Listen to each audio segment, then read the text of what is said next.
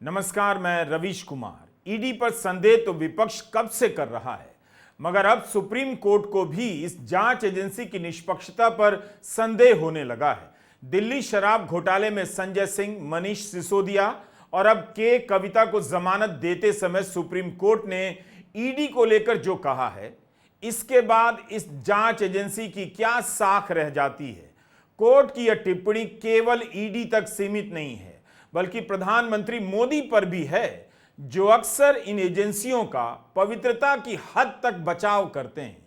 उनके दौर में जिस तरह ईडी, सीबीआई ने विपक्ष के नेताओं, सामाजिक कार्यकर्ताओं और पत्रकारों पर धावा बोला है, सुप्रीम कोर्ट की टिप्पणियां अब बताने लग गई हैं कि अदालत के लिए यह सब सहन करना संभव नहीं हो पा रहा है। सुप्रीम कोर्ट केवल ईडी पर टिप्पणी नहीं कर रहा, बल्कि इन मामलों में ट्रायल कोर्ट और हाई कोर्ट के फैसलों पर भी कड़ी टिप्पणी कर रहा है। हाई कोर्ट को न्याय के बुनियादी सिद्धांतों का पाठ पढ़ाना पड़ रहा है। ईडी की वजह से कोर्ट को इतना कुछ करना पड़ रहा है। यह सब कुछ आपके सामने हो रहा था और अब सब कुछ आपके ही सामने बाहर आने लगा है। मार्च के महीने में के कविता को दिल्ली शराब घोटाले में गिरफ्तार किया गया। उस समय लोकसभा चुनाव चल रहे थे। 5 महीने जेल में रहने के बाद 27 अगस्त को उन्हें जमानत मिली है। तेलंगाना के पूर्व मुख्यमंत्री के चंद्रशेखर राव की बेटी और भारत राष्ट्र समिति नेता के कविता को भी दिल्ली शराब नीति घोटाले में मनी लॉन्ड्रिंग और भ्रष्टाचार के मामलों में गिरफ्तार किया गया था। जस्टिस BR गवई और जस्टिस KV विश्वनाथन की खंडपीठ सुनवाई कर रही थी। इस खंडपीठ ने अभियोजन पक्ष सीबीआई, ईडी की निष्पक्षता पर सवाल उठाते हुए कहा कि कुछ आरोपियों को सरकारी गवाह बनाने में उनके चयन का आधार सही नहीं लगता। जस्टिस BR गवई ने कहा कि अभियोजन पक्ष को निष्पक्ष होना ही चाहिए। जो व्यक्ति दोषी नजर आता है उसे गवाह बना दिया जाता है। कल आप अपनी मर्जी से किसी को भी उठाकर गवाह बना देंगे। आप किसी भी आरोपी को चुनकर गवाह नहीं बना सकते हैं। यह किस प्रकार की निष्पक्षता है? क्या यही उचित निष्पक्षता और विवेक है? हमने जस्टिस BR गवई के इस कथन का शब्दशः अनुवाद नहीं किया है, लेकिन उनके कहने का यही भाव है। दिल्ली शराब घोटाले में ईडी ने जिसे गिरफ्तार किया, उनमें से कईयों को गवाह बना दिया और गवाह बनाते ही उन्हें जमानत मिल गई। उनकी गवाही पर दूसरे लोग जेल में चले आए। गवाहों वाली यह बात इस केस में बहुत अहम है। यह तो मार्च के महीने से सुप्रीम कोर्ट के सामने कही जा रही है। जब संजय सिंह के मामले में सुनवाई हो रही थी, तब भी कोर्ट के सामने उनके वकील ने यही कहा। अभिषेक मनु सिंघवी का तर्क था कि जिस व्यक्ति के बयान के आधार पर गिरफ्तारी हुई, उसने संजय सिंह का नाम लेने से पहले 9 बयानों में उनका नाम ही नहीं लिया। संजय सिंह से पैसे की कोई बरामदगी नहीं हुई। अब वही दिनेश अरोड़ा सरकारी गवाह बन गया। ईडी ने अपनी आपत्तियां हटा ली और अगस्त 2023 में दिनेश अरोड़ा को जमानत मिल गई। उस समय सुनवाई करने वाले कोर्ट ने कहा था ईडी स्मार्ट बन रही है। सिंघवी ने बताया कि दिनेश अरोड़ा ने न्यायिक हिरासत में भेजे जाने के बाद पहली बार संजय सिंह पर आरोप लगाया। अभिषेक मनु सिंघवी ने दिनेश अरोड़ा को ईडी का स्टार गवाह बताया, जिसे उसे माफी मिल गई। सिंघवी ने कोर्ट में कहा कि वाई को छोड़कर एक्स पर निर्भर होने की इस प्रथा पर अदालत को अंकुश लगाना होगा। यही नहीं, अरबिंदो फार्मा के शरत रेड्डी को भी सरकारी गवाह बनते ही माफी दे दी गई और जमानत मिल गई। उनकी कंपनी ने भाजपा को 55 करोड़ रुपए का चंदा दिया। संजय सिंह का यह बयान पुराना है, लेकिन सुनिए, गवाहों के संदर्भ में ही फिट बैठता है। मोदी जी क्या कहते हैं?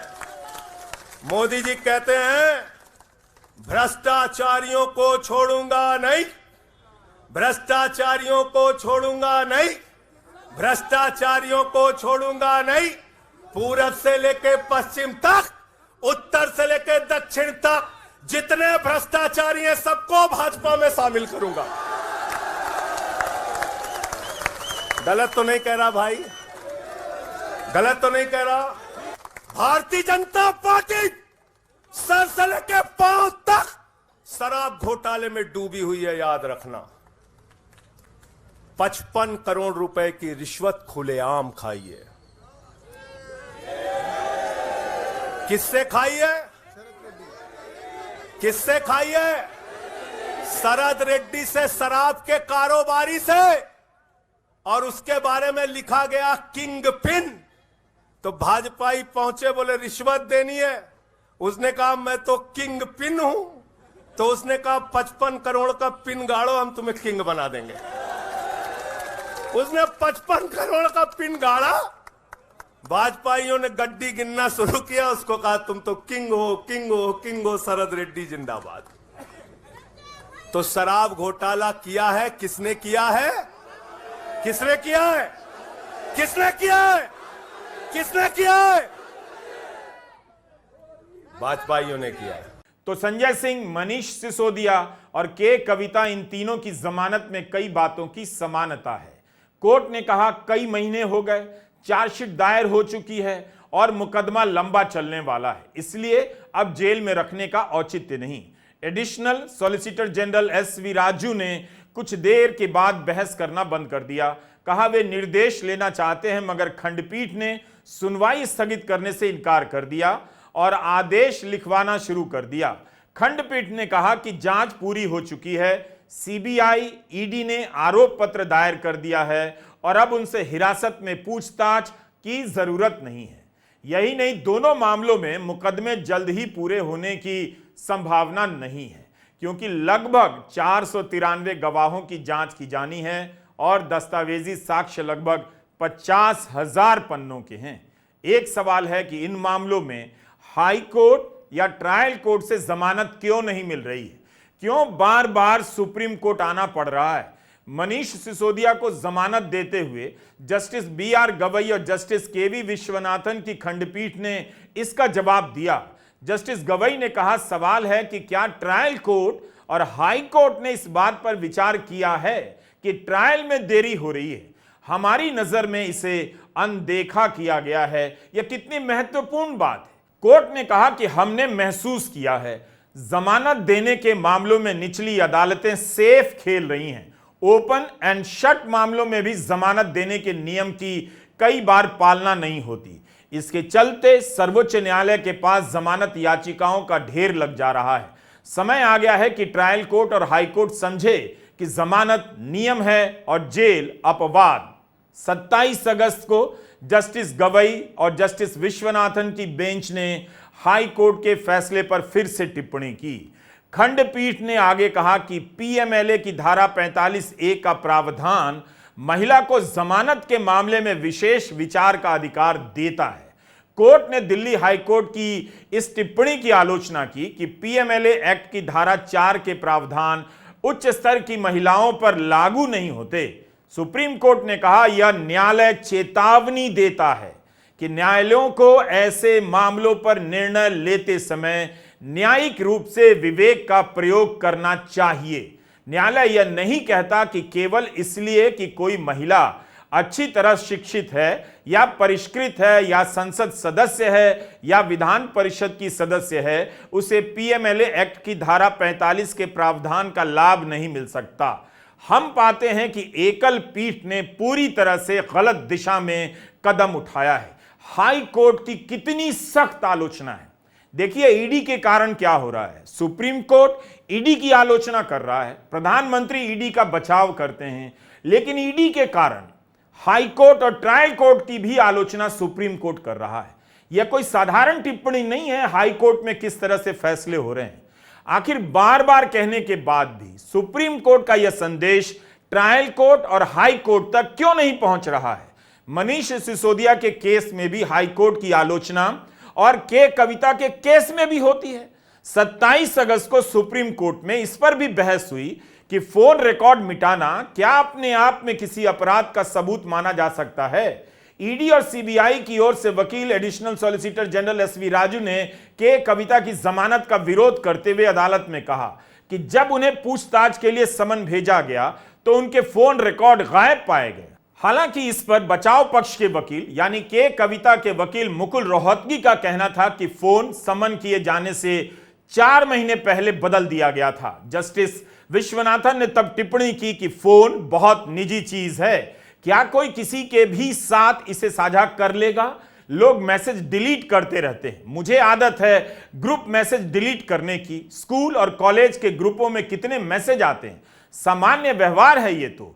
इस कमरे में बैठा कोई भी ऐसा करेगा। एसवी राजू ने जवाब में कहा कि यह कोई सामान्य मैसेज मिटाना नहीं था, उन्होंने पूरा फोन फॉर्मेट कर दिया था, जो सबूतों से छेड़छाड़ के समान है। यहां जस्टिस BR गवई ने ASG से कहा, एसवी राजू से, कि आप सारा तर्क उल्टा कर रहे हैं, वे अपराध में संलिप्त हैं, इसे साबित करने वाला सबूत कहां है। जस्टिस विश्वनाथन का भी सवाल था कि क्या फोन फॉर्मेट करना अपने आप में खुद अपराध का प्रमाण माना जा सकता है। आपके पास कोई स्वतंत्र डेटा है जो इनकी संलिप्तता दिखाता हो? अगर नहीं तो इतने से तो बस यही पता चलता है कि फोन फॉर्मेट हुआ है। यह एक नया आधार बनता जा रहा है गिरफ्तारी और जमानत के विरोध का कि फोन नष्ट कर दिया गया या फोन बदल दिया गया। ईडी को लेकर आप सुप्रीम कोर्ट की टिप्पणियों को पलटते चलिए। मैं हर कार्यक्रम में पुराने फैसलों का जिक्र करता हूं ताकि फिर से याद आए कि यह संस्था, इसके जरिए कई मामलों में नागरिक अधिकारों पर किस तरह का हमला हुआ है। इस एजेंसी के काम का विश्लेषण लगातार करना चाहिए और नजर रखनी चाहिए।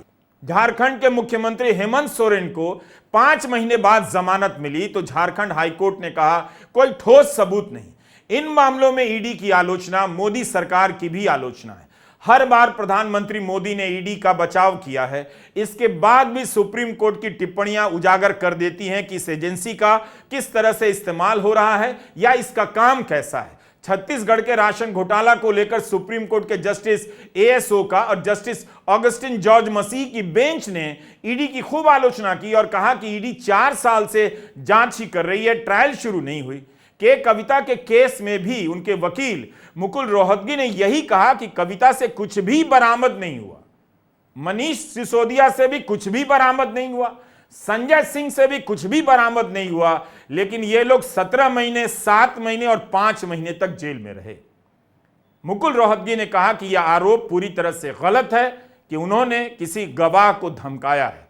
मुकुल रोहतगी ने मनीष सिसोदिया के केस का हवाला दिया, कहा कि सुप्रीम कोर्ट के फैसले ने मील के 2 पत्थर कायम किए हैं। जमानत मिलना नियम है, जेल अपवाद है। अगर ट्रायल में देरी होती है तो जमानत दी जाएगी। फिर सवाल उठता है कि यह नजीर दिल्ली दंगों के मामलों में गिरफ्तार किए गए आरोपियों पर क्यों नहीं काम करती है। दिल्ली दंगों के आरोप में गुलफिशा फातिमा, मीरान हैदर, अब्दुल खालिद सैफी, उमर खालिद, शर्जिल इमाम, मोहम्मद सलीम खान, सलीम मलिक, शिफाउर रहमान, शादाब अहमद, अतहर खान कब से जेलों में बंद हैं। 4 साल से जेलों में बंद हैं, जमानत नहीं मिल रही। मीरान हैदर की जमानत याचिका 60 बार लिस्ट हुई मगर सुनवाई 4 बार ही हुई। 20 बार तो इसलिए नहीं हुई क्योंकि अदालत की स्पेशल बेंच का गठन नहीं हुआ। वो किस लिए? क्योंकि एक जज छुट्टी पर थे। इसी 25 अगस्त को मीरान हैदर को अदालत से पहली बार 10 दिनों की अंतरिम जमानत मिली है। उनकी बहन की नवजात संतान की मृत्यु के कारण मानवीय आधार पर जमानत दी गई। जमानत के इंतजार में ही परिवार बिखर रहे हैं और खत्म हो रहे हैं। इनके लिए कब कौन सी अदालत कहेगी जमानत नियम है, जेल अपवाद है। तो ईडी को लेकर नए सिरे से विचार करने की जरूरत है। इस विभाग के अंदर क्या हो रहा है, कौन कर रहा है इस तरह का काम, इस सवाल को ऐसे नहीं जाने दिया जा सकता है। संसद के भीतर इस पर चर्चा होनी चाहिए, नागरिकों के बीच होनी चाहिए। अदालतों की तमाम टिप्पणियों को भुला दिया जाता है, लेकिन बार बार याद करने की जरूरत है। इसी साल 1 मई को राउज एवेन्यू कोर्ट के स्पेशल जज विशाल गोगने ने ईडी को फटकार लगाई। ईडी जब पीएमएलए कानून के कड़े प्रावधानों का प्राइवेट अस्पताल के एक डॉक्टर के खिलाफ इस्तेमाल करने लगी तो कोर्ट ने कहा इस मामले में ईडी एक आम नागरिक को धारा 50 की कठोर प्रक्रिया के अधीन करना चाहती है। इसका कोई औचित्य नहीं हो सकता। कोर्ट ने कहा कानून और न्यायालय के प्रति एक जवाबदेह एजेंसी के रूप में ईडी अपने आप को मनचाहे अधिकार नहीं दे सकती। एक सरकारी एजेंसी से भी यह अपेक्षा की जाती है कि वह नागरिक अधिकारों की हिमायती हो। ऐसे में अदालत निश्चित रूप से ईडी के इस पूर्ण रूप से निरंकुश कृत्य को उजागर करने और खारिज करने में चूक नहीं करेगी। यह सब अदालतों का कहा हुआ है। न जाने कितने बेगुनाह ईडी के चंगुल में फंस गए और उनका जीवन बर्बाद हो गया होगा। नमस्कार, मैं रवीश कुमार।